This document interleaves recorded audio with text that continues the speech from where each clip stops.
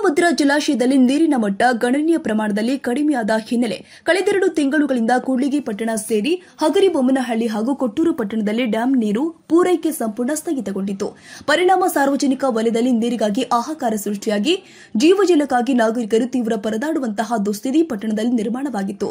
ಆದ್ರೀಗ ಆ ಪರಿಸ್ಥಿತಿ ತಿಳಿಯಾಗುವ ಸಮಯ ಬಂದಿದ್ದು ಕೆಲವೇ ತಾಸಿನಲ್ಲಿ ಪಟ್ಟಣಗಳಿಗೆ ನೀರು ಪೂರೈಕೆಯಾಗಲಿದೆ ಅಂತ ಸಂಬಂಧಪಟ್ಟ ಅಧಿಕಾರಿ ಸ್ಪಷ್ಟಪಡಿಸಿದ್ದಾರೆ. ಕೆಲವೇ ತಾಸಿನಲ್ಲಿ ನೀರು ಪೂರೈಕೆ ಈ ಕುರಿತು ಕೂಡ್ಲಿಗಿ ಪಟ್ಟಣ ಪಂಚಾಯಿತಿ ಮುಖ್ಯಾಧಿಕಾರಿ ಫಿರೋಜ್ ಖಾನ್ ಅಧಿಕೃತವಾಗಿ ಮಾಹಿತಿ ಕೊಟ್ಟಿದ್ದಾರೆ.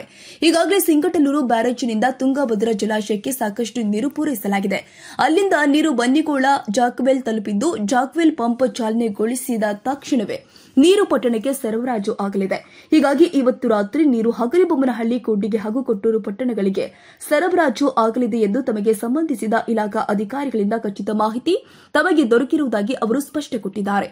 ಇನ್ನು ವಿಶೇಷ ಸೂಚನೆ, ಕಳೆದ ತಿಂಗಳಿನಿಂದ ನದಿ ಪಾತ್ರದಲ್ಲಿ ನೀರಿಲ್ಲದ ಕಾರಣ ಸದ್ಯ ಹರಿದು ಬಂದ ನೀರು ಹೆಚ್ಚಿನ ಮಟ್ಟದಲ್ಲಿ ಕಲುಷಿತಗೊಂಡಿರುವ ಸಾಧ್ಯತೆ ಇದ್ದು, ಕಾರಣ ನೀರನ್ನು ಸಾಕಷ್ಟು ಶುದ್ದೀಕರಿಸಿದ ನಂತರವೇ ಪೂರೈಸಲಿದ್ದು, ಆದರೂ ಕೂಡ ನೀರು ಸ್ವಲ್ಪ ಪ್ರಮಾಣದಲ್ಲಿ ಕಾಣದ ಕೀಟ ಕಿಣ್ವವನ್ನು ಹೊಂದಿರಬಹುದಾಗಿದೆ.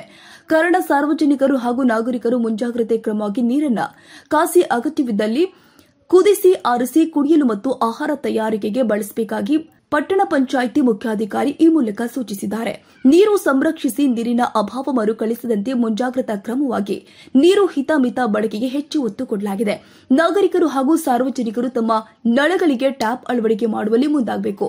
ಜೀವಜಲವನ್ನು ಅಗತ್ಯಕ್ಕೆ ತಕ್ಕಷ್ಟು ಮಾತ್ರ ಬಳಸಬೇಕು ಹಾಗೂ ಸಂರಕ್ಷಿಸಬೇಕಾದದ್ದು. ಅದಕ್ಕಾಗಿ ಪ್ರತಿಯೊಬ್ಬರು ಕೂಡ ತಮ್ಮ ನಳಗಳಿಗೆ ಟ್ಯಾಪ್ ಅಳವಡಿಸಿ ನಾಗರಿಕತೆ ಮೆರೆಯಬೇಕಾಗಿದೆ. ಆ ನಿಟ್ಟಿನಲ್ಲಿ ನೀರು ಪೂರೈಕೆ ಸಿಬ್ಬಂದಿ ತಮ್ಮ ಕರ್ತವ್ಯ ನಿಷ್ಠೆ ಮೆರೆಯಬೇಕು.